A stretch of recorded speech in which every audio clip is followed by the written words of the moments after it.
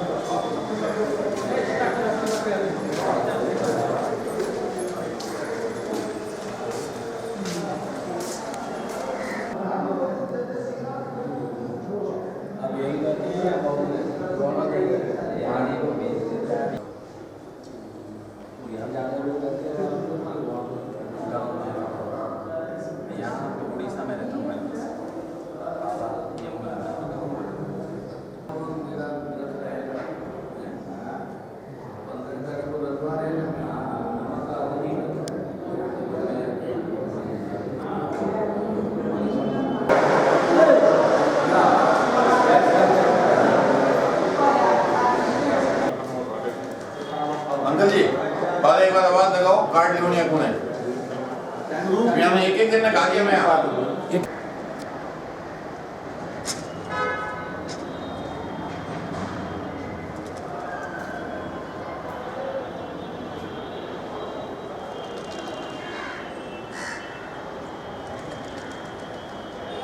श्री मंगलमूर्तये नमः। श्री गुरुभ्यो नमः। गुरुपादुकाभ्यां नमः। ध्यायन् नित्यं गणेशं परमगुणयुतं ध्यानसंस्थं त्रिनेत्रम् एकं देवं त्वनेकं परमरुचियुतं देवदेवं प्रसन्नम्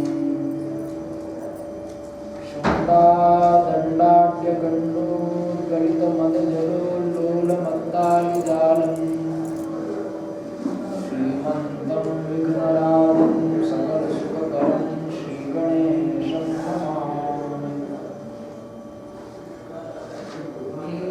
नीलाचलनिवासाय प्रियाय परमात्मने बलभद्रसुभद्राभ्यां जगन्नाथाय ते नमः। नमस्ते विमले देवी नीलाचलनिवासिनी त्वामहं शरणं देवी पाहि मां जगदीश्वरी। श्रीगोवर्धननाथ पादयुगलं योगीश्वराणां ध्यायामि सततं सुगोपचरणं पूर्वाह्नायमठाधिपम् आदित्यं गणनाथं च देवीं रुद्रं च केशवं पञ्चदैवतमित्युक्तसर्वकर्मसुविजये शङ्करं शङ्कराचार्यं केशवं बादरायणं सूत्रभाष्यकृतौ वन्दे भगवन्तौ पुनः पुनः। श्रीराम जय राम जय जय राम। श्रीराम जय राम जय जय राम। श्रीराम जय राम जय जय राम। श्रीराम जय राम जय जय राम। श्रीराम जय राम जय जय राम। श्रीराम जय राम जय जय राम। श्रीराम जय राम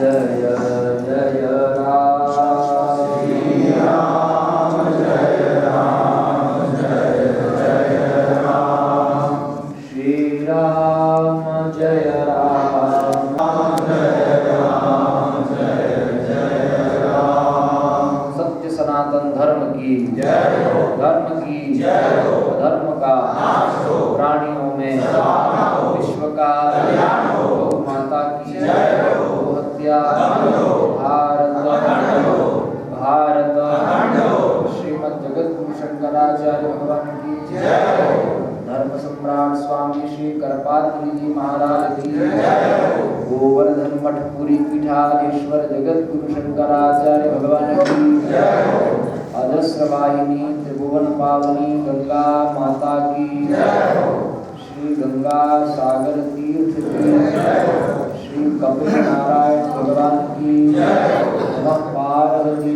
पते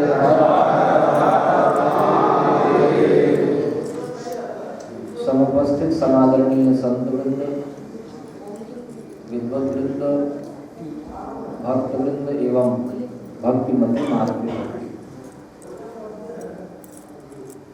हम सभी परम सौभाग्यशाली हैं। भगवती गंगा के इस पवित्र तट पर सनातन धर्म के सार्वभौम धर्म गुरु श्रीमद् जगत गुरु भगवान शंकराचार्य महाभाग का मंगलमय दर्शन एवं उनका मार्गदर्शन हम सभी प्राप्त करने जा रहे हैं।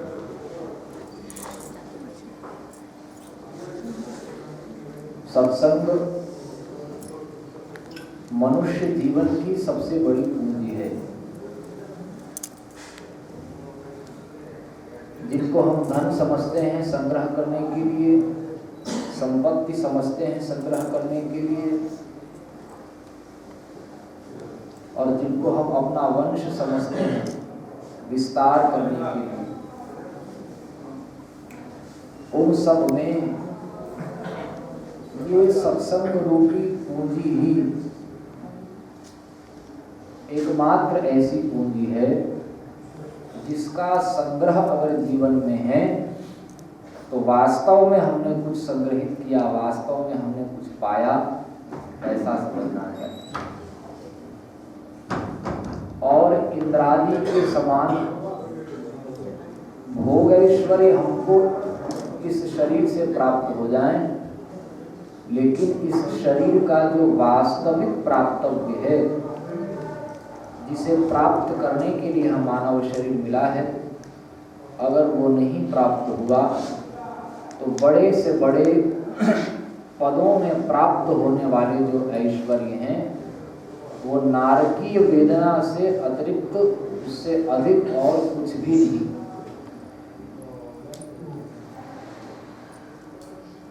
लेकिन ये सत्संग है बड़ा दुर्लभ। बड़ी प्रसिद्ध बात है, कथावाचकों के द्वारा तो ये बात बहुत कही जाती है और निश्चित रूप से शास्त्रों का यह सिद्धांत है, भाग्योदयेन बहुजन्म समर्जितेन सत्संगमं च लभते पुरुषो यदा वै। थोड़ी बहुत तैयारी करके भी प्रवचन करने वाले लोग कारिका का यह अंश जरूर याद करते हैं, लेकिन इस पर विचार करिए। भाग्योदयेन बहुजन्म समर्जितेन सत्संगमं च लभते पुरुषो यदा वै। जन्म जन्मांतरों के सुकृत पुण्य जब तब दान यज्ञ अनुष्ठान वे साधनाएं, उनका फल जब एकत्रित होता है, पूंजीभूत होता है, तो उसके फल के रूप में हम लोगों को सत्संग प्राप्त होता है। वास्तव में किसको कहें सत्संग? कहीं भी कोई प्रवचन कर रहा हो, कोई भी उसको बैठ कर सुन रहे हो, क्या उसको सत्संग कह सकते हैं? तो जिस सत्संग को शास्त्रों ने दुर्लभतर बताया है, वो सत्संग क्या है? और वो सचमुच में हम लोगों को प्राप्त, आजकल तो टीवी का रिमोट दबाओ, चैनल खोल लो, नहीं तो फोन में ही यूट्यूब देख लीजिए और दुनिया भर की जो गैलरीज हैं उसमें देख लीजिए। सत्संग और सत्संगियों की बाढ़ आई हुई। तो क्या ये सब सत्संग ही है? वास्तव में सताम संगह सत्संग, सत का जो संग है उसको सत्संग कहते हैं। अब वो सत क्या है? तो त्रिकालाबाधितत्वम सत्वम,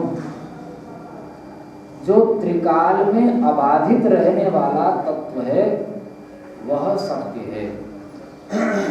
आज यह शरीर हम लोगों को प्राप्त है। माता के गर्भ से जब इसका जन्म नहीं हुआ था तब इस रूप में यह था क्या? नहीं था। मृत्यु के बाद भस्मीभूत हो जाएगा। तो चार्वाक लोग भी कहते हैं भस्मीभूतस्य देहस्य पुनरागमनं कुतः। तो हम सब तो फिर आस्तिक हैं। भस्मीभूत होने के बाद में ये शरीर ऐसा नहीं रहेगा। शरीर हो चाहे संसार हो, वो कुछ भी नित्य नहीं है। न पहले ऐसा था, न भविष्य में ऐसा होगा। बीच में ऐसा दिखाई दे रहा है, तो बीच में इसका ऐसा दिखाई देना भी भूत और भविष्य के समान क्या है? तो ऐसा कोई काल नहीं था जिस समय वो नहीं था। आज भी है और ऐसा कोई काल नहीं होगा जब उसकी विद्यमानता न हो, जब उसका अभाव हो, जब उसका बाद हो जाए। उसका राहित्य कभी प्राप्त नहीं होता। त्रिकाल में जो अबाधित रहने वाला तत्व है उसका नाम क्या है? सत है। और वो कौन है? वे एकमात्र सर्वाधिष्ठान परमात्मा हैं। परमात्मा के अतिरिक्त कूटस्थ सत और कुछ भी नहीं है। ठोस सत कुछ भी नहीं। इसलिए त्रिकालाबाधिकत्वम सत्वम, इसका सीधा अर्थ है सच्चिदानंद स्वरूप परमात्मा का संग ही सत्संग है। अब उनका संग कैसे होवे और किसको होता है? तो वेदांत में कहा गया वो देशकृत, कालकृत, वस्तुकृत परिक्षेप विनिर्मुक्त है। सजातीय विजातीय स्वगतादि भेद शून्य है। रामानुजाचार्य जी भगवान शंकराचार्य के इन्हीं शब्दों को अपने ढंग से ढाल कर बोलते हैं, घुमा फिरा की बात रही। शंकराचार्य वे आचार्य हैं, घुमा फिरा के कोई आचार्य बन जाए, कोई प्राचार्य बन जाए, कोई कुछ बन जाए तो बन जाए। शंकराचार्य ने वही कहा जो श्रुतियों का सिद्धांत है। तो श्रुतियां तो गला पकड़ लेती हैं। शास्त्र को मानने वाला कोई महापुरुष कुछ कहेगा तो घुमा फिरा करके शंकराचार्य, और शंकराचार्य का मतलब है श्रुति सम्मत सिद्धांत को कहीं ना कहीं किसी न किसी बिंदु में जाकर के स्वीकार करना। शंकराचार्य भगवान ने श्रुति सम्मत सिद्धांत को प्रतिपादित किया कि देशकृत, कालकृत, वस्तुकृत परिक्षेप निर्मुक्त हैं परमात्मा, और सजातीय विजातीय स्वगतादि भेद शून्य है। रामानुजाचार्य जी का भी स्वगतादि भेद शून्य। हमारे भगवान तो निर्गुण नहीं है, हमारे भगवान तो सगुण हैं। तो अब इसको स्वीकार भी कर लिया जाए और अपने प्रस्थान की रक्षा भी कर ली जाए। तो वे क्या कहेंगे? सर्वभेद शून्य नहीं कहेंगे, सजातीय विजातीय स्वगतादि भेद शून्य। तो भेद शून्य के स्थान पर क्या कहेंगे? वे कहते हैं सजातीय विजातीय स्वगतादि सर्व वस्तु विलक्षण वह ब्रह्म है। अब नाक को चाहे ऐसे पकड़ो चाहे ऐसे पकड़ो, पूछा जाएगा भाई क्या पकड़ा गया, तो आप क्या उत्तर देंगे? नाक। तो सभी आचार्यों का वास्तविक तात्पर्य एक ही है। वो संकेत कर देते हैं अब किसके अंदर कितनी क्षमता है, वो कितना बुद्धिमान है, शास्त्रों को गुरु चरणों में बैठकर कितने सूक्ष्मता से समझा है। तो कहीं कोई विज्ञान नहीं, सभी सयाने एक मत। पूज्य गुरुदेव कबीर बाबा की बार बार कहते हैं, भगवान का वचन विदुषाम किम अशोभन। तो परमात्मा का संग ही सत्संग है। सभी के प्रस्थान में यह बात स्वीकार्य है। तो भगवान क्या है? देशकृत कालकृत वस्तुकृत परिक्षेद विनिर्मुक्त हैं। इसका मतलब है तुलसीदास जी ने इसको बड़ी सरल भाषा में कह दिया, सब ही सुलभ सब दिन सब देशा सेवत सादर शमन कलेशा। सबको सुलभ है, सब ही सुलभ। कब कब सुलभ है? तो कहा सब दिन। दिन का अर्थ यहां पर कालावयव से, दिन का मतलब अहोरात्र से नहीं है। एक कोई जीव ऐसा नहीं जहां जिसको परमात्मा सुलभ न हो, और एक क्षण एक परमाणु काल ऐसा नहीं जिस समय में हमको भगवान की प्राप्ति न हो, समुपलब्धि न हो। सब ही सुलभ सब दिन सब देशा, एक परमाणु का ऐसा कण नहीं जहां परमात्मा न हो, सब उससे भी सूक्ष्म है। तो सबको सुलभ है, सदा सुलभ है और सर्वत्र सुलभ है भगवान। तो जब सत्स्वरूप परमात्मा सबको सदा सर्वत्र सुलभ है और उन्हीं सत्स्वरूप परमात्मा का संग ही सत्संग है, और जब वो सत्संग सबको सदा सर्वत्र सुलभ है, तो फिर ऐसा क्यों कहा जाता है कि सत्संग करो?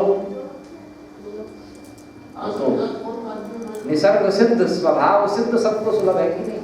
आत्मस्वरूप है। बातचीत नहीं करें भाई, तुमको बात करना हो, ज्यादा कोई बहुत बड़ी आफत आई हो, बात करना हो तो फिर बाहर जाएं, बाहर जाके प्रेम पूर्वक धैर्य से बात करें। तो फिर सत्संग से क्या तात्पर्य लेवें? ध्यान से सुनिए। उसी सत्संग को शास्त्र ने सत्संग कहा है। जैसे तैसे के द्वारा कही गई कोई भी बात सत्संग नहीं होती। जैसे भेड़ बकरियों की भीड़ को सत्संगियों की भीड़ नहीं कहा जा सकता, गोष्ठी नहीं कहा जा सकता, इसी प्रकार जैसे तैसे कहने वाले और जैसे तैसे सुनने वाले वो लाखों नहीं करोड़ों की संख्या में भी अगर कहीं बैठे हों तो वो सत्संग नहीं होगा। शास्त्र की सीमा और शास्त्र ही प्रमाण होता है। शास्त्र योनित्वात् भगवान व्यास कह रहे हैं, शास्त्र सिद्ध होना चाहिए। तो जो सत्स्वरूप परमात्मा हमारे आत्मस्वरूप हैं और माया के वशीभूत होकर के, हाँ, यया विमोहितम सत्स्वम आत्मानं वासुदेवम न जानाति, ऐसी जो वैष्णवी माया से मोहित होकर के आत्मस्वरूप ब्रह्म तत्व को हम लोग नहीं पहचान पा रहे हैं, वही आत्मस्वरूप परमात्मा, वही आत्मस्वरूप आत्मा, वही सत्य है, वो सदा सर्वदा हमको सुलभ है। लेकिन सुलभ होने पर भी अब सत्संग क्या है ये बता रहे हैं ना। तो वही आत्मस्वरूप परमात्मा जब सर्वत्र सुलभ है, लेकिन हमको लगता है ये माइक है, ये खटाई है, ये चटाई है, ये कुर्सी है, ये मेज है, ये चादर है, ये भेद तो करना ही पड़ेगा। लंगोटी नीचे पहनना है, चादर ऊपर पहनना है। अब सर्वथा अभेद के नाम पर चादर नीचे और लंगोटी ऊपर तो नहीं पहन सकते, ऐसा होगा क्या? सर्वथा अभेद है, इंद्रियों में भी अभेद मान करके जो काम मुंह से होना वो कान से नहीं हो सकता। व्यवहार में द्वैत को, भेद को स्वीकार करते हुए भी, इसकी व्यावहारिकी सत्ता को स्वीकार करते हुए भी एक ही परमात्मा तत्त रूप में उल्लसित हैं, और तत्त व्यवहार का संपादन होते हुए भी जो भगवदीय दृष्टि है, सर्वत्र वासुदेव सर्वम, इस प्रकार की जो दृष्टि है, उस दृष्टि को प्राप्त करने के लिए सर्वगत सर्वरूप सर्वांतरयामी परमात्मा को व्यवहार संपादन करते हुए भी, तत्त रूप में व्यवहार चलाते हुए भी यह परमात्मा ही इस रूप में प्रकट होकर के अनुग्रहित कर रहे हैं। इस प्रकार की दृष्टि को प्राप्त कराने वाला जिन महापुरुषों का संग है, उन महापुरुषों के संग को सत्संग कहते हैं। और इस प्रकार की दृष्टि प्राप्त कराने की क्षमता जिनके वाणी में नहीं है, जिनके ज्ञान के कोश में नहीं है, जिनके प्रवचन में नहीं है, और सच्ची बात जिनकी निष्ठा में, जिनके चरित्र में नहीं है, वो वास्तव में सत्संग नहीं, उसका फल पूरा नहीं मिलेगा। हाँ, ये बात अवश्य है, और श्रुति ने तो कहा ही है, तत् विज्ञानार्थम स गुरुमेवाभिगच्छेत्, समित पाणी होकर के जाए।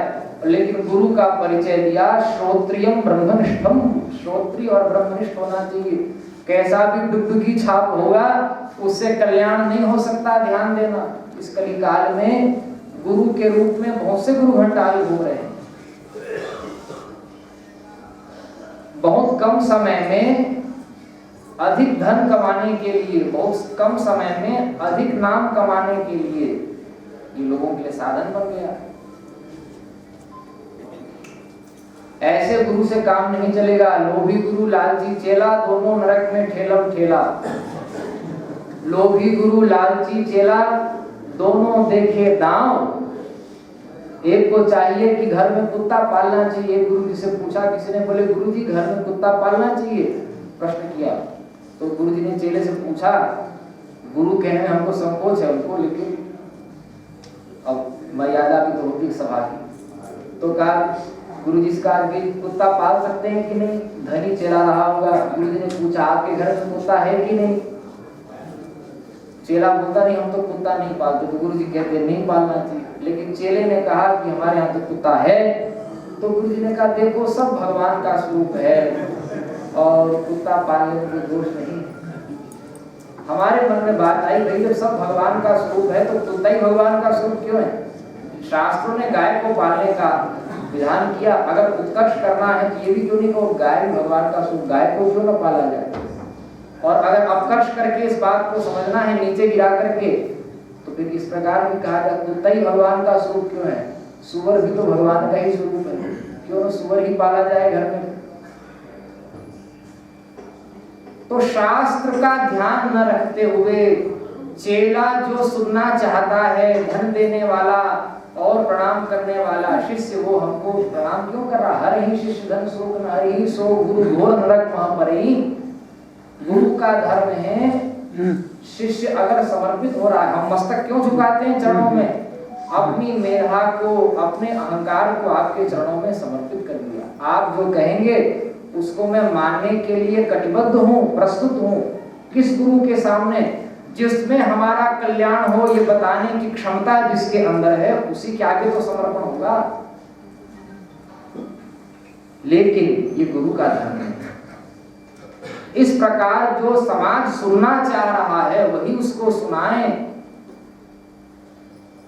ये गुरु नहीं हो सकता। इसको गुरु घंटाल कहते हैं, इसको अगुरु कहते हैं। इसीलिए तस्मात् शास्त्रम प्रमाणन्ते, तस्मात् शास्त्रम प्रमाणन्ते कार्या कार्य व्यवस्थितौ।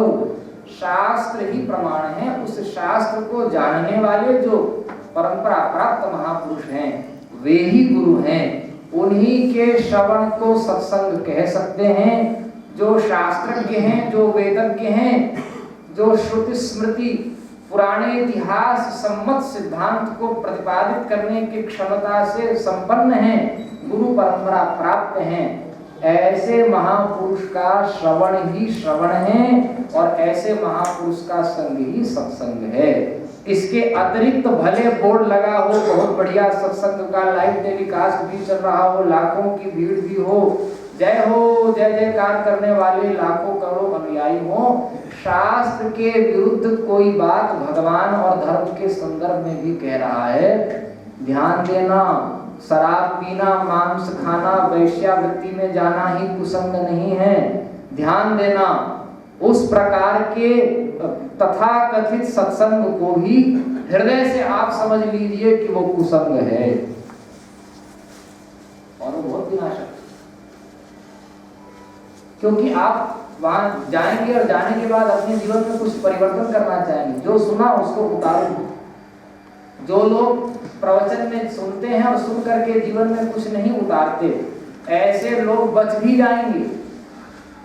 लेकिन जो सुन करके जीवन में धारण करने का प्रयास करने वाले हैं, ऐसे जो साधक हैं, अगर वे किसका श्रवण करना है ये सावधानी नहीं रखे और अगर सत्संग के नाम पर अपनी खोपड़ी से निकलने वाला प्रोडक्ट ही समाज को जो बांटने वाले हैं, ऐसे के चक्कर में पड़ गए, सुना और सुन करके उतार लिया,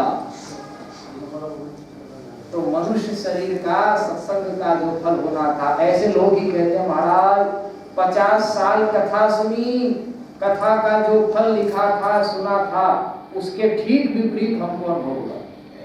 क्यों हुआ?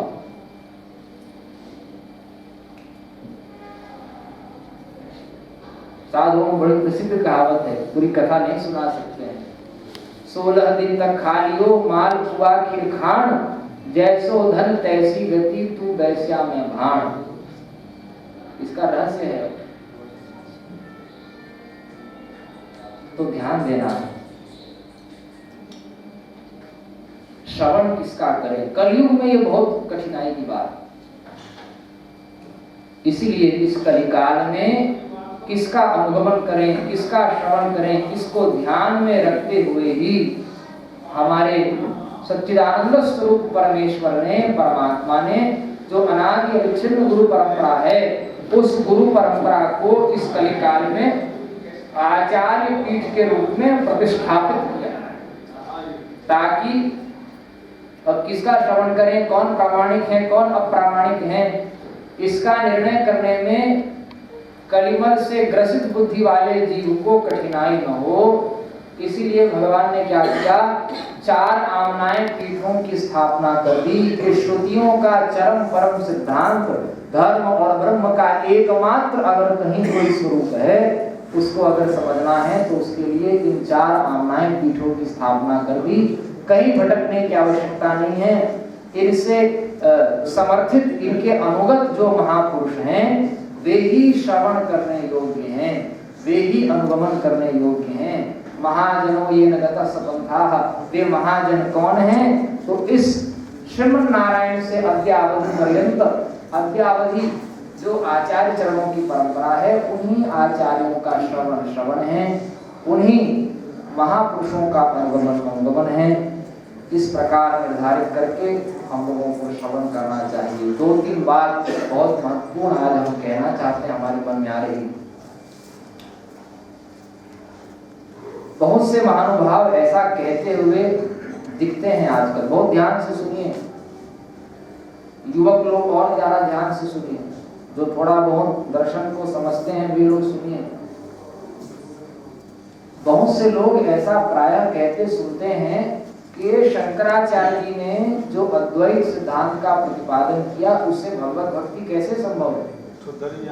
पहली बात, शंकराचार्य जी ने अद्वैत सिद्धांत का प्रतिपादन नहीं किया, ये भ्रम पहले मिटा देना चाहिए। अरे अद्वैत तो अनादि सिद्ध है, सनातन है। श्रुतियों ने अनादि काल से लेकर और अनंत काल तक सदा सर्वदा के उसी का नाम सनातन है। जिस अद्वैत सिद्धांत की प्रतिपादिका श्रुतियां हैं, उसी अद्वैत सिद्धांत को शंकराचार्य जी ने स्वीकार किया और ख्यापित किया। शंकराचार्य जी की बुद्धि से निकला हुआ सिद्धांत नहीं है। और बहुत से लोगों के प्रवचनों में, उनके भाषण में यह बात सुनने में आई है। 2-3 बात हम कहते हैं।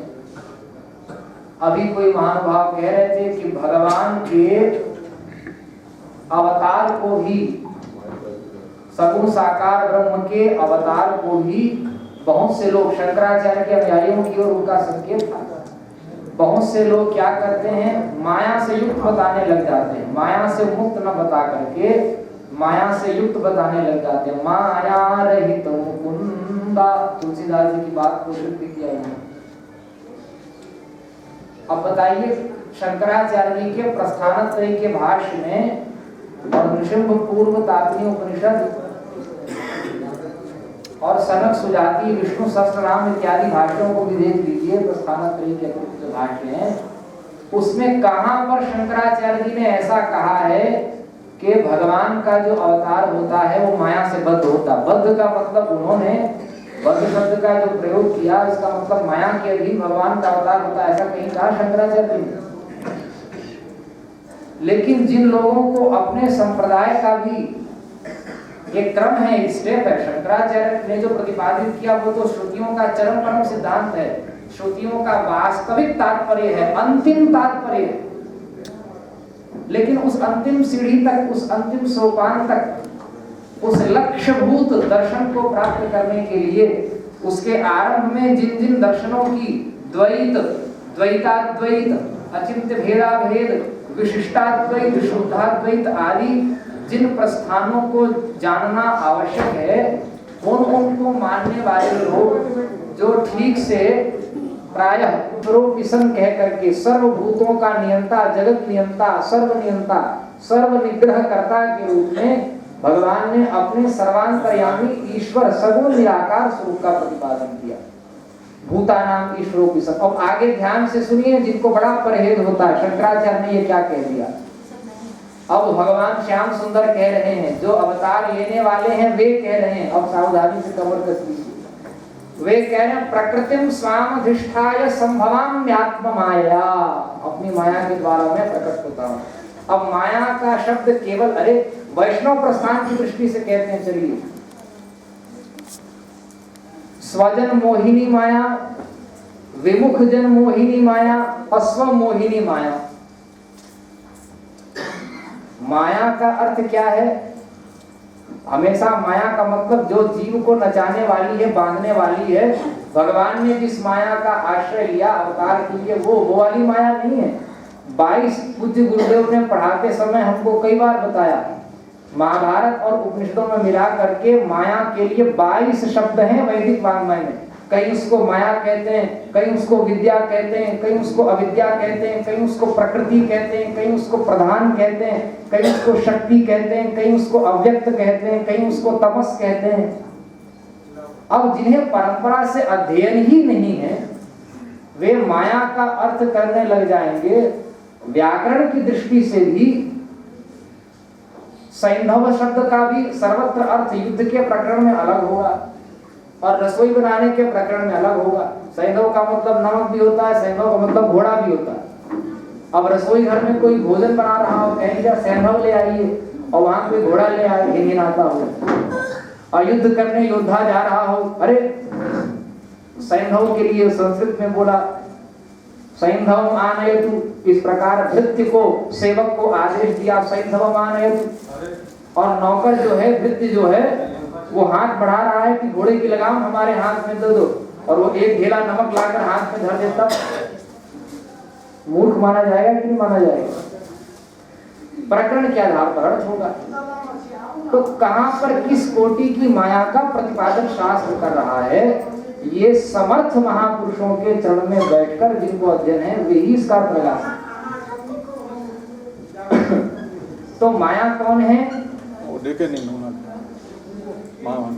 तो माया प्रकृति को ही माया, भगवान शंकराचार्य ने, ध्यान से सुनिए, प्रकृतिम स्वामधिष्ठाय, इसका अर्थ शंकराचार्य ने, भगवान ने प्रकृति कहा, फिर उसी प्रकृति को स्पष्ट करके माया कह दिया। प्रकृतिम स्वामधिष्ठाय, मुझ में जो अधिष्ठित है, जिसका अधिष्ठान, जिसका आधार, जिसका धारक, जिसका नियंता, जिसका कंट्रोलर मैं स्वयं हूं, वो प्रकृति, दूसरे की प्रकृति नहीं कि 1000 किलोमीटर प्रति घंटा की रफ्तार से जो गोली चलकर आ रही है, उसमें जो शक्ति का वेग है वो खोपड़ी को चीर कर निकल गई, ऐसे वाली शक्ति नहीं। अरे मेरे नियंत्रण में जो माया है, मेरे बिना उसका कोई अस्तित्व नहीं है। प्रकृतिम स्वामधिष्ठाय, अपने में अधिष्ठित करके आगे कह दिया आत्म माया, वो माया है। शंकराचार्य जी ने प्रकृति इत्युक्ते मम वैष्णवी माया यया यस्यावसे सर्वं जगत् वर्तते यया विमोहितं सत्स्वं आत्मानं वासुदेवं न जानाति सा माया, सा प्रकृति। शंकराचार्य ने अर्थ किया, इसमें घबराने की क्या बात है? सत्व प्रधाना प्रकृति ही मायेति प्रतिपाद्यते, ये उपनिषद का वचन है। सत्व प्रधाना प्रकृति ही मायेति प्रतिपाद्यते, भगवान वेद कह रहा। अब बोलिए शंकराचार्य ने जो कहा वो अशास्त्रीय है क्या? जो सत्व प्रधाना प्रकृति है, जो कि निबंधक नहीं है, बांधने वाली नहीं है, वो सत्व प्रधाना प्रकृति। और त्रिपाद विभूति महानारायणोपनिषद में विशुद्ध सत्व प्रधाना जो प्रकृति है, विशुद्ध सत्व को निर्गुण कहा गया, निर्गुण की ओर प्रेषित करने वाला कहा गया। तो शंकराचार्य जी ने जो कहा, लीजिए वेद का समर्थन। हर हर महादेव।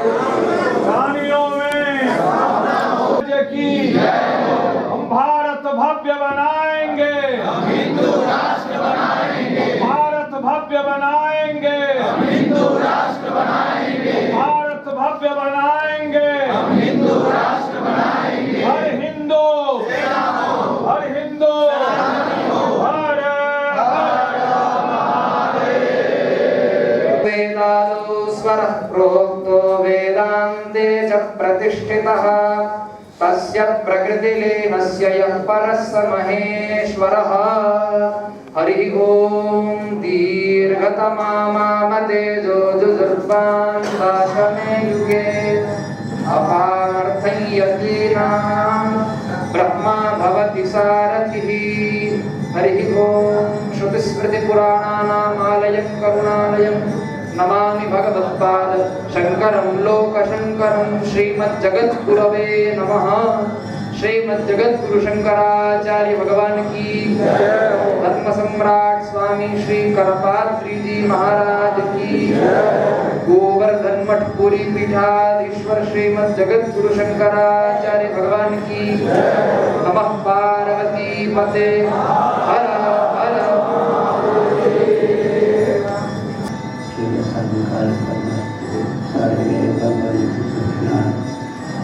श्री राम जय राम जय जय राम। श्री राम जय राम जय जय राम। श्री राम जय राम जय जय राम। श्री राम जय राम जय जय राम। श्री राम जय राम जय जय राम।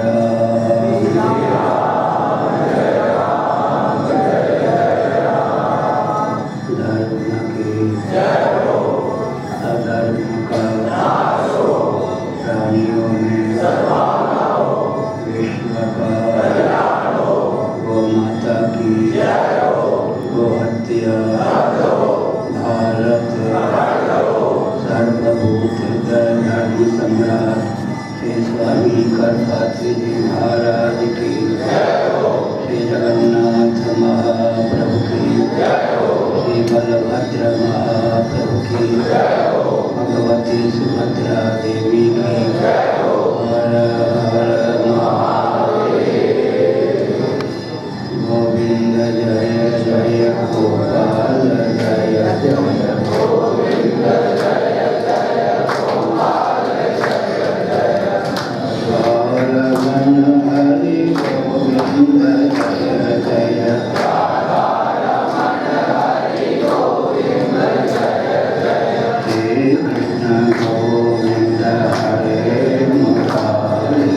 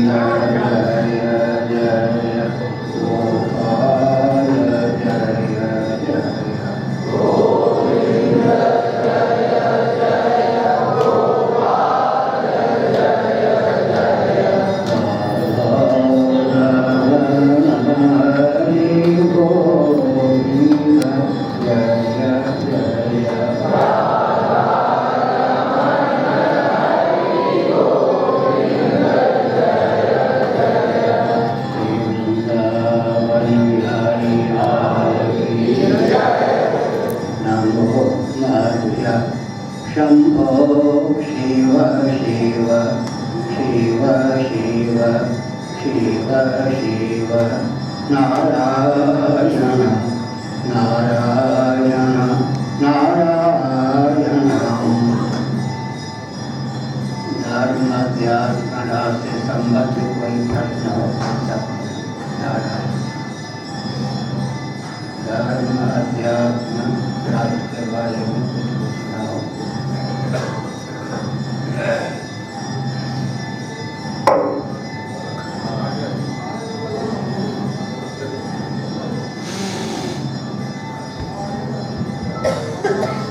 विदेश में आपने जो राष्ट्रों का अभियान जो एक सूत्र में भिगोने के लिए ये हो गया वार्ता ये राष्ट्रों का अभियान वर्तमान में हिंदू राष्ट्र जागृति अभियान के रूप में देखा जा रहा है। तो इस संबंध में आप संपूर्ण भारत के जागरूकता भाषण करते हुए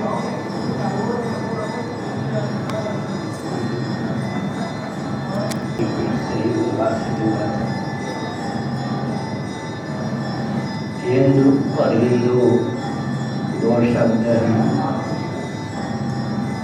भौगोलिक धरातल पर हिंदू ही हिमालय का द्योतक है। हिंदू सरोवर कन्याकुमारी का द्योतक है। मानसरोवर से लेकर कन्याकुमारी तक का हिंदू सरोवर तक का क्षेत्र हिंदुस्तान कहा जाता है।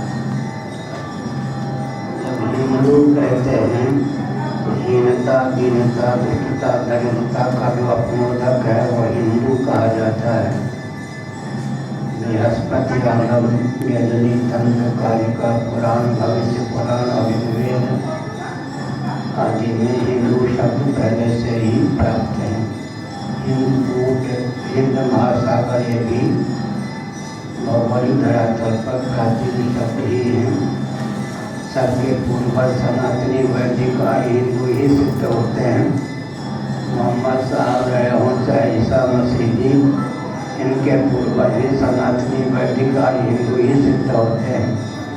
बृहदारण्यक उपनिषद में इस तथ्य को उद्घाटित किया गया है कि मनुष्य रूपा से ही स्थावर जंगम प्राणियों की सृष्टि की अभिव्यक्ति भी मनुष्य रूपा की अभिव्यक्ति ब्रह्मा जी के द्वारा हुई। ब्रह्मा जी ने योग बल से स्वयं को मन व शत्रुपा रूपों में अभिव्यक्त किया। ब्रह्मा जी की अभिव्यक्ति श्रीमन नारायण के नाभि कमल से हुई। इस प्रकार सबके पूर्वज श्रीमन नारायण सिद्ध हैं। जिसे वंश परंपरा गुरु परंपरा की भी अभिव्यक्ति प्राप्त है। श्रीमद् भागवत के द्वितीय और तृतीय स्कंद अनुशीलन से तथ्य की जानकारी हमको प्राप्त होती है कि मरीचि कश्यप इत्यादि महर्षियों की धनपतियों के गर्भ से शेषनाग देवता गरुड़ इत्यादि ही नहीं बल्कि स्थावर प्राणी कर्णलता रूप इत्यादि की अभिव्यक्ति हुई। इसलिए सबके पूर्वज सनातनी वैदिक आर्य हिंदू सिद्ध होते हैं। आगे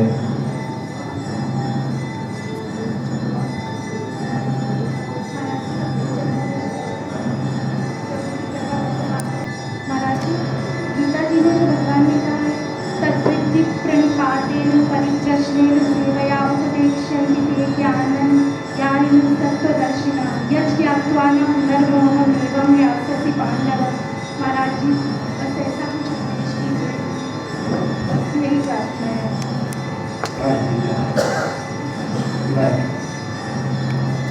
तद्विद्य परिपातेन परिप्रश्नेन सेवया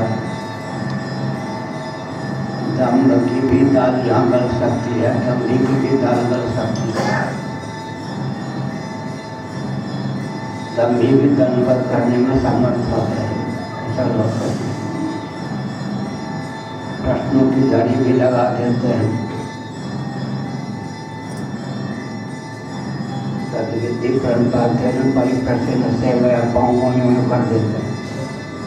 दम्भियों की और दम की दाल न गले से 3 शब्दों का प्रयोग किया भगवान ने। श्रद्धावान लभते ज्ञानम तत्परा संयतेन्द्रियः। श्रद्धावान होना चाहिए, तत्पर कटिबद्ध प्रश्न जो कर रहे हैं उसके उत्तर को आत्मसात करने के लिए कमर कसने वाला होना चाहिए, संयतेन्द्रिय होना चाहिए। तीनों को मिला दीजिए, श्रद्धा पूर्वक धन्यवाद हो, तत्परता पूर्वक परिप्रश्न हो और संयतेन्द्रियता पूर्वक सेवा हो, तो भगवान प्राप्त होते हैं। संतों के द्वारा फिर धर्म और बोध ब्रह्म का प्रतिपादन सुनने का अवसर मिलता है। वेदों का तात्पर्य धर्म और ब्रह्म में ही सन्निहित है। ये दोनों वेदों के अपूर्व प्रतिपाद्य हैं। मीमांसा का प्रारंभ अर्थात तो ब्रह्म जिज्ञासा इस सूत्र से होता है। दोनों अपूर्व वेदार्थ हैं, प्रत्यक्षादि प्रमाणों के द्वारा अनधिगत अबाधित विषय हैं। धर्म और ब्रह्म, जिसके जीवन में धर्म निष्ठा नहीं, भगवत भक्ति रूपा ब्रह्म निष्ठा नहीं, उसका जीवन कभी भी सार्थक हो सकता नहीं। आगे कोई प्रश्न? उनके नाम, उनका रूप, उनकी लीला, उनके धाम का आलम्बन लेने पर भगवान श्री कृष्ण का साक्षात्कार हो सकता है। गुरुगम्य विद्या है, भगवान भी गुरुगम्य होते हैं। नाम रूप लीला धाम का आलम्बन लेने पर भगवान श्री कृष्ण अधिगम हो सकता है, उनकी अभिव्यक्ति हो सकती है। भगवत दर्शन के बिना जीवन व्यर्थ है। इस प्रकार की भावना का उदय हो, तत्परता की पराकाष्ठा हो, भगवान मिल जाते हैं। आगे मनुस्मृति 11-63 महायंत्रों का जो प्रवर्तन है उस पर शासन तंत्र रोक रखे। महायंत्रों का प्रवर्तन प्रतिबंधित होना चाहिए। अप्राप्त का प्रतिषेध नहीं होता। अगर उस समय के मनीषी महायंत्रों का आविष्कार करने में समर्थ न होते तो मनु जी क्यों लिखते महायंत्र प्रवर्तनम। दिव्य वस्तु व दिव्य व्यक्ति का विलोप करना हो तो महायंत्रों का प्रवर्तन करें। प्रज्ञा शक्ति, प्राण शक्ति का उत्कर्ष महायंत्रों के प्रयोग से उचित है। लेकिन आजकल हवाई जहाज से यात्रा भी है, वो भी महायंत्र ही है। रेलगाड़ी से यात्रा है, माइक का उपयोग है, ये भी महायंत्र ही है। तो हम अक्लिष्ट उपयोग करते हैं। कोई गाली बकने में वाणी का उपयोग करता है तो कोई भगवान की स्तुति में भगवान को वाणी का उपयोग करता है। महायंत्रों का उपयोग हम लोग अक्लिष्ट करते हैं। अक्लिष्ट माने क्लिष्ट नहीं, सबके हित में करते हैं। वैसे प्रज्ञा माने बुद्धि, प्रज्ञा शक्ति और प्राण शक्ति, जीवनी शक्ति क्षीण होती जाती है महायंत्रों का अधिक प्रयोग करने पर या प्रयोग करने। जब किसी यंत्र में प्रज्ञा शक्ति, प्राण शक्ति को वैकल्पिक विधा से प्रतिष्ठित कर देते हैं तब उस यंत्र का नाम महायंत्र होता है। एक है यंत्र, एक है तंत्र, एक है मंत्र। मंत्र फिर तंत्र फिर यंत्र। पृथ्वी जल तेज वायु आकाश आदि में जो अनुगत सिद्धांत है उनका नाम है मंत्र। अनुगत सिद्धांत को यंत्र तक पहुँचाने की विधा का नाम है तंत्र। और जिससे उत्पत्ति स्थिति संभाल निद्रा अनुग्रह एक या एक से अधिक वृत्ति का निर्वाह उसका नाम है यंत्र। यंत्र के मूल में तंत्र, तंत्र के मूल में मंत्र। हमारा आपका स्थूल शरीर है यंत्र, सूक्ष्म शरीर है तंत्र, कारण शरीर है मंत्र। देवता का कारण शरीर मंत्र होता है, सूक्ष्म शरीर तंत्र होता है, स्थूल शरीर यंत्र होता है। आपकी कंठ से अभी बहुत कुछ उत्तर दिया आगे।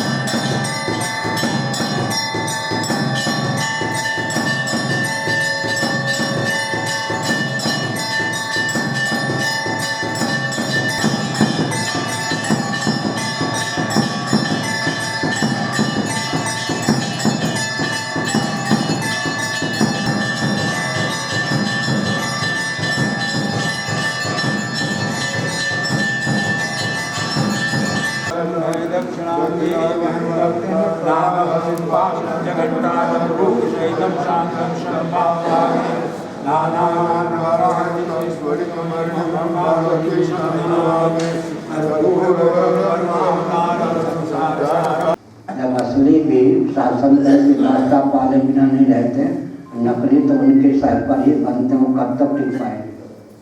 उनको स्वीकार भी कौन करेगा? आगे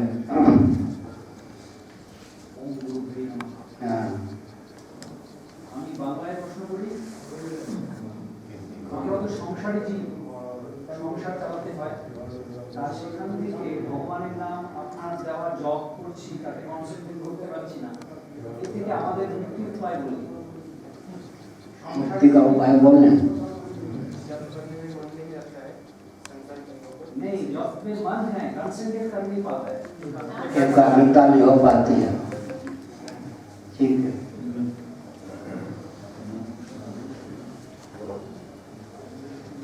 करत करत अभ्यास के अभ्यासाद्रमते यत्र, मातृबुद्धि तो है ना। अभ्यास करते करते जब का चस्का लग जाएगा, जब में रति आ जाएगी तो मन लगेगा। पहले अभ्यास किया जाता है, अभ्यास करते करते जब रति या प्रीति उत्पन्न हो जाती है तब मन खूब लगता है। जब तक रति या प्रीति उत्पन्न न हो तब तक अभ्यास करना चाहिए, हठपूर्वक अच्छा अभ्यास। अभ्यासाद्रमते यत्र दुःखांतं निवर्तयति। एक पड़ोसी भाई को बुलाया, एक वो पकड़ लिया, एक नहीं एक ये मुझे याद है महामहोपाध्याय मुकुंद झा के दरवाजे तक ले गए, प्राइमरी कक्षा स्कूल के नज़दीक तक। मैं चिल्ला रहा था मानो बकरे को बलि देने के लिए जा रहा। मुझे वो झांकी अपनी याद है, विद्यालय में जाके नाम लिखा दिया, लेकिन 7-8 दिन के बाद ही इतना पढ़ने का चस्का लगा कि रात्रि के 12 बजे तक मैं पढ़ता था, सुबह 5 बजे से पढ़ता था। आज भी कम से कम 6 घंटे नित्य में कंप्यूटर के माध्यम से लिखता हूँ, पढ़ता हूँ। इसका अर्थ क्या है? अभ्यासाद्रमते यत्र, अभ्यास करना चाहिए। रति या प्रीति उत्पन्न होने पर तो व्यक्ति का मन स्वतः ही उधर रमने लगता है।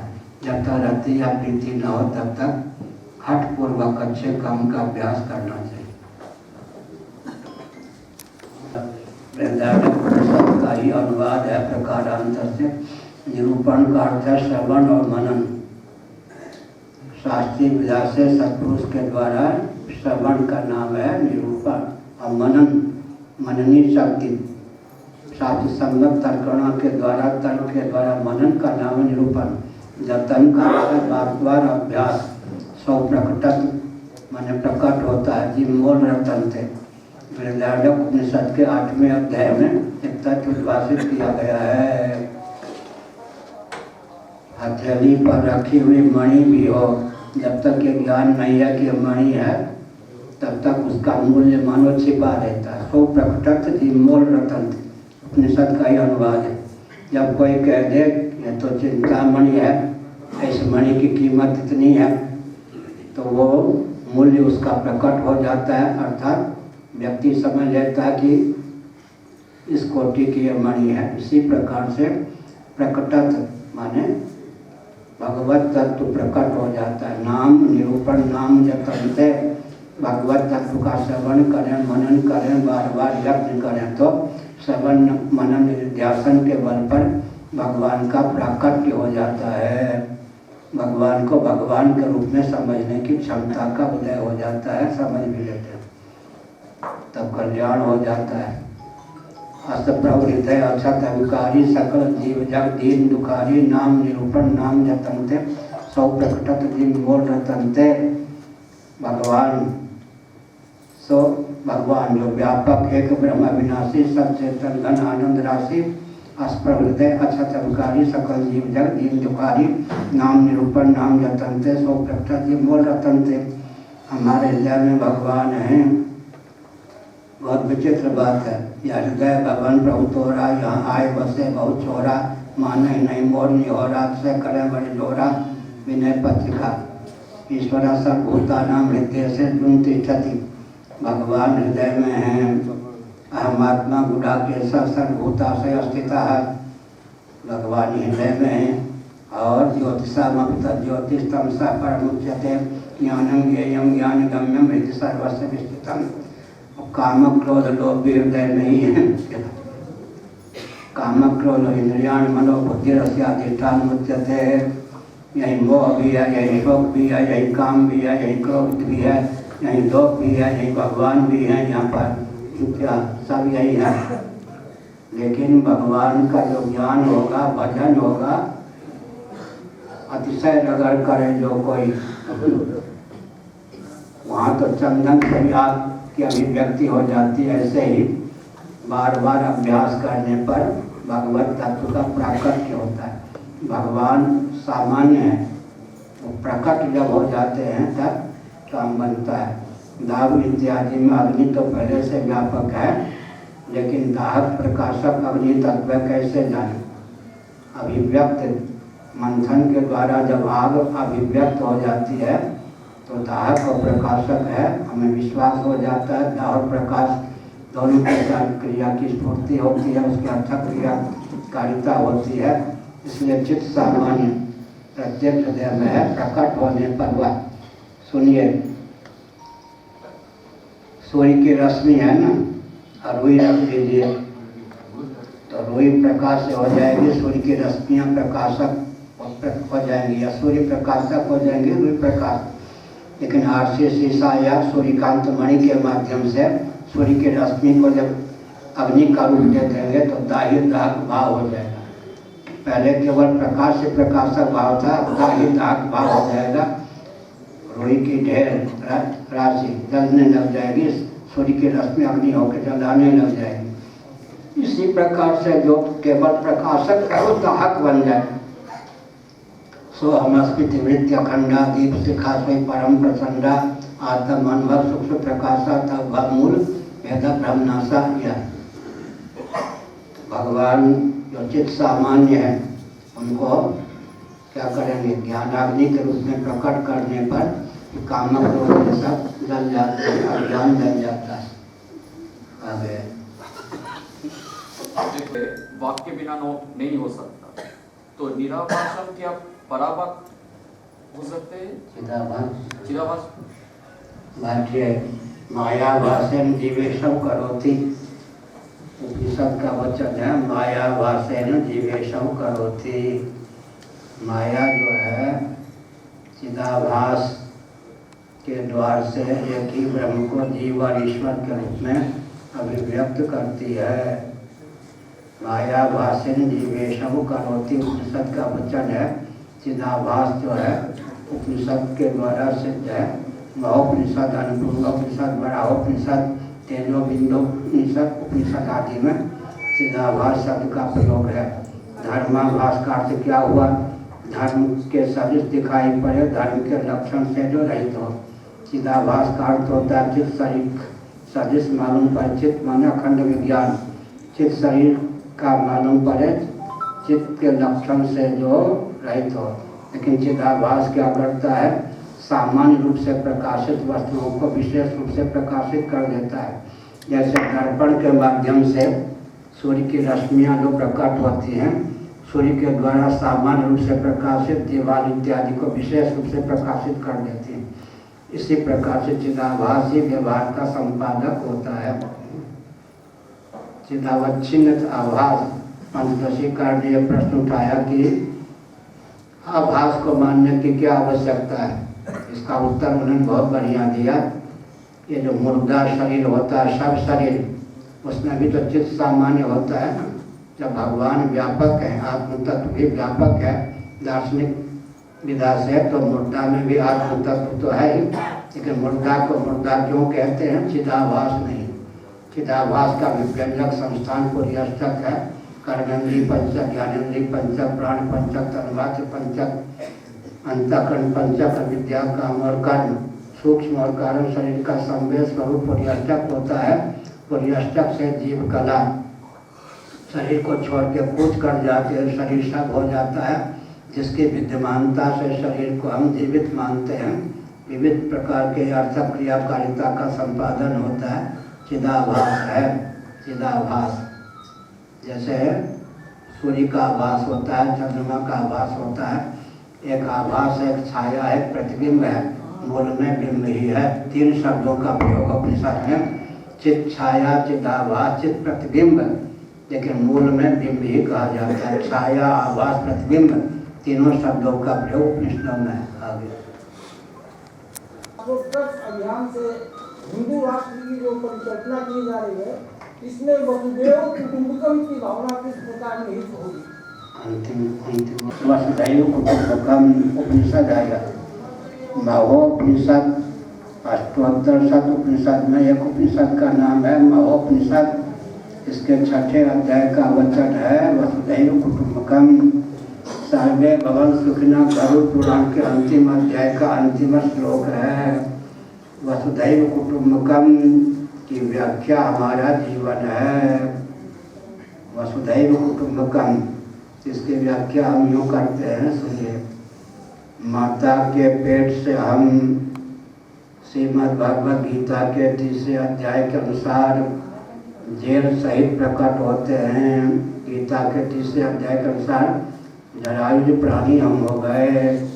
आजकल का विज्ञान भी सिद्ध करता है कि माता के पेट में कुछ समय अंडा होकर हम रहते हैं, तो अंडा प्राणी भी हो गए। अंडे का मूल रूप है माता पिता के रजबीज का संघात, वो भी माँ के पेट में रहता है। स्वेदज प्राणी भी हो गए, और रजबीज की निष्पत्ति अनुजल आदि के द्वारा होती है, तो उद्भिज प्राणी भी हो गए। स्वप्नावस्था में मनोमय शरीर प्राप्त करते हैं, मनोराज्य में मनुष्य प्राणी भी हो गए। आत्म चैतन्य से अधिष्ठित बुद्धि को लेकर स्वयंभू प्राणी भी हम हो गए। हिरण्यगर्भ, गाढ़ी नींद में हम हिरण्यगर्भ तेजस के रूप में शेष रहते हैं, और अंत में हम स्वयं होते हुए स्वयंभू होते हुए मनुष्य होते हुए जरायुज होते हुए अंडज होते हुए स्वेदज होते हुए उद्भिज वसुधैव कुटुंबकम की व्याख्या हमारा जीवन है, आपका जीवन है ही। उस पर ध्यान केंद्रित करें। जोलॉजी, वोलॉजी, बॉटनी सबको 2-4 वाक्यों में मिला के कह दिया गया। आगे आगामी फरवरी माह में हुगली जिले के सप्तर्षि घाट पर त्रिवेणी महाकुंभ स्नान होने जा रहा है, जिसमें संत साधु महात्मा शामिल होंगे, साथ ही श्रद्धालु भक्त शामिल होंगे। तो आप गंगा सागर के अवसर पर पुण्य स्नान के लिए कोलकाता पधारे हैं। कुंभ स्नान के महत्व पर कृपया आप मार्गदर्शन करें। कुंभ का अर्थ क्या होता है? कलश भरा, अमृत से भरपूर कलश जहाँ कुछ समय के लिए स्थापित किए गए, वहाँ पर कुछ अंश उसका उस भूमि में सन्निहित हो गया, उसी का कुंभ। और कुंभ शब्द जो है दूसरे अर्थ में कहीं पर विशाल मेला, उसका नाम भी कुंभ कह देते हैं।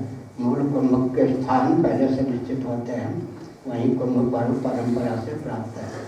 आगे में तो मैं कर सकती हूँ और आवश्यकता धर्म निरूपण पूरी निवृत्त हूँ संसार से, तो मैं कभी आवश्यकता पड़ने पर क्या शालिग्राम जी की पूजा भी कर सकती हूँ? अच्छा बैठ। नहीं, आवश्यकता आवश्यकता पड़ने पर उसका अर्थ नहीं वाली। एक सेकंड, पहले से आपके मन में आस्था तो है ही कि नहीं करना चाहिए।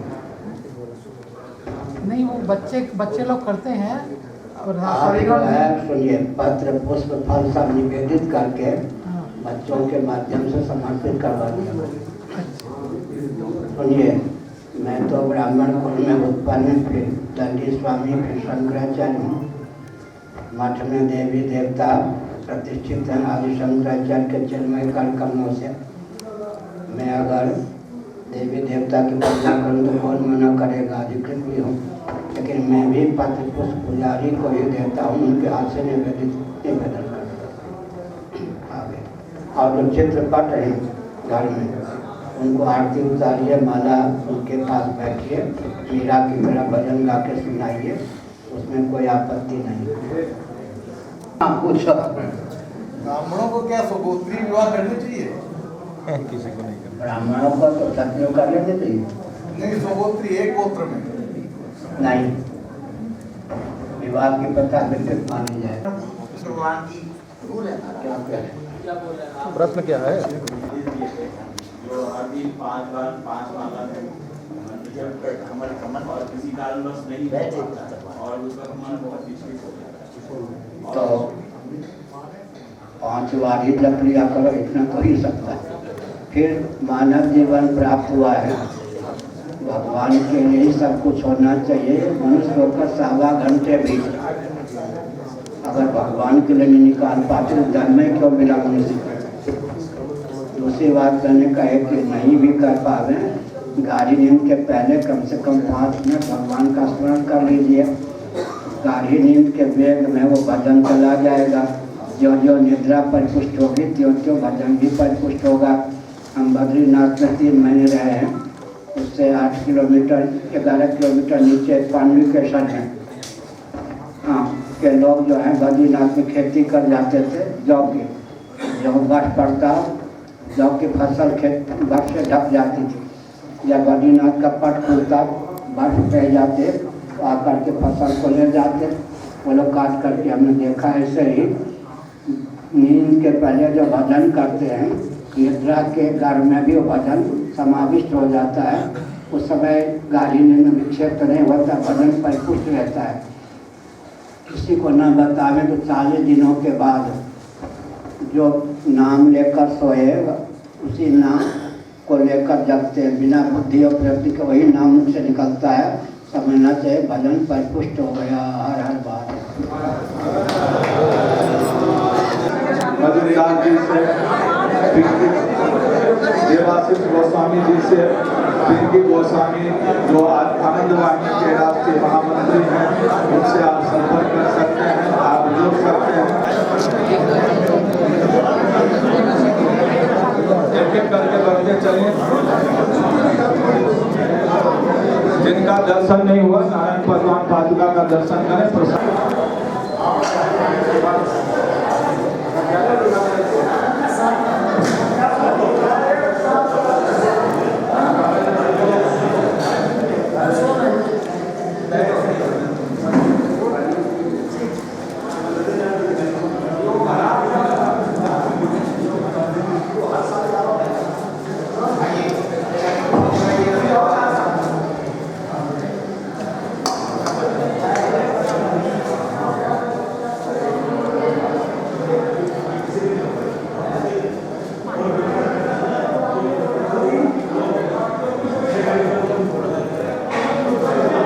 मुक्त लो।